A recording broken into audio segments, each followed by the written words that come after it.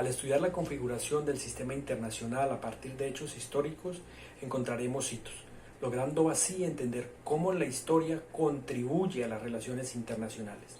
Por tal motivo, haremos un recorrido corto por algunos sucesos muy concretos y relevantes. Nuestro punto de partida será el siglo XV, cuando se da inicio a la época colonial en América, teniendo claridad que en este tiempo no existían estados ni países, solamente reinos. Un primer suceso de importancia que tendremos en cuenta será el Tratado de Tordesillas, firmado entre dos potencias ibéricas, España y Portugal, en 1494, para mediar en el conflicto sobre sus derechos en el Atlántico. El mundo fue dividido en dos, por dos reinos, usando un mapa para anunciar sus ambiciones, posibilitando la expansión europea y el establecimiento de su hegemonía sobre el mundo. Así las cosas, la monarquía de la península ibérica, con su hegemonía política y jurídica, dan inicio a un nuevo pensamiento global, haciendo alusión a los cambios trascendentales en la recomposición del poder político y territorial, y aún en el poder comercial. Este tratado probablemente sea el primer ejemplo indiscutible de cómo una frontera política se origina en un mapa.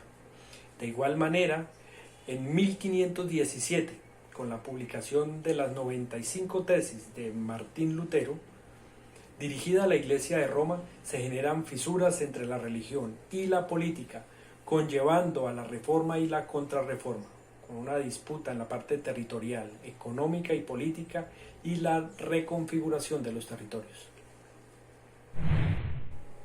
Un nuevo suceso fue la Guerra de los 30 años en Europa Central, entre los años de 1618 y 1648, en la cual intervinieron las grandes potencias de Europa de la época, llegando de esta manera al primero y uno de los grandes hitos de la historia internacional, la Paz de Westfalia, con la firma de acuerdos multilaterales. Sus dos tratados reflejan un tipo de distribución de poder funcional.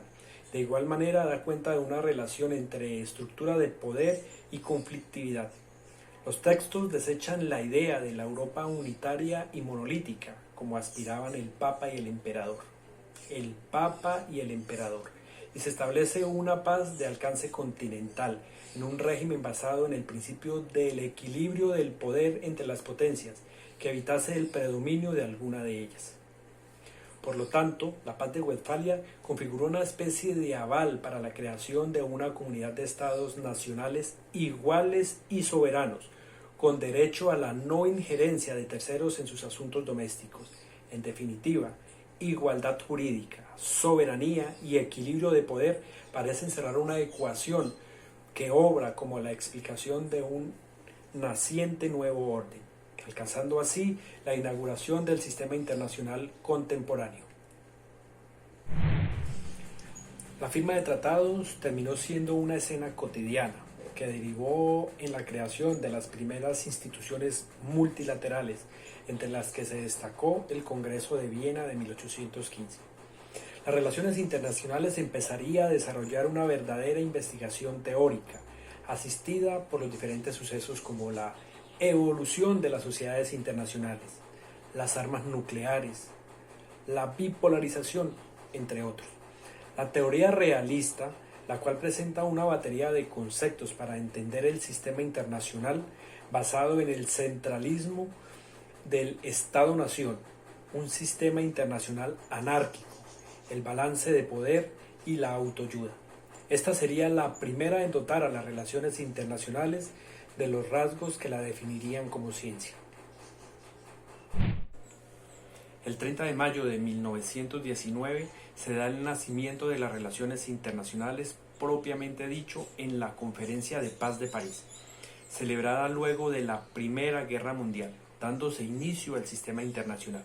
Es así como la historia contribuyó a su nacimiento, pues es producto de la evolución histórica que ha tenido la sociedad mundial, cuyo objetivo principal fuera evitar futuras guerras.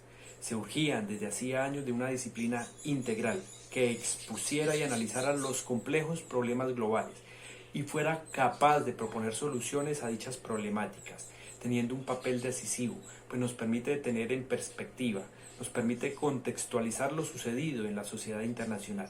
En otras palabras, y a mi entender, aprender de los errores del pasado para no volver a cometerlos. Junto con las ciencias del derecho internacional y la diplomacia, la cual aportó su perspectiva jurídica y sociológica, que contribuyó a superar la concepción del Estado como único actor de la esfera internacional.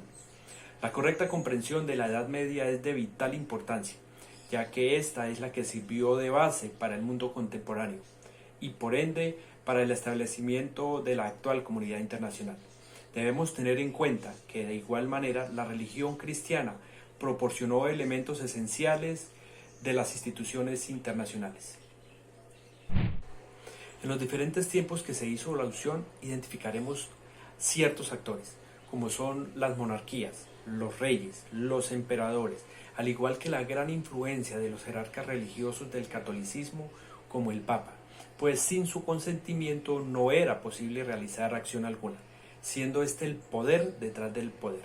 Luego vemos la evolución de los actores pasando a los estados propiamente conformados, su poder armamentístico, la creación de entidades gubernamentales como la Sociedad de Naciones, siendo la primera organización de este tipo de la historia que antecede a la ONU. De igual manera, aunque no fue nombrado, vemos los grupos revolucionarios en las diferentes revoluciones e independencia de las colonias. Para terminar, diremos que la sociedad internacional actual difiere considerablemente de la de principios del siglo XX, siendo esta una sociedad heterogénea, interdependiente, compleja, anárquica por su globalización y la pluralidad de tipos y cantidad de actores estatales y no estatales.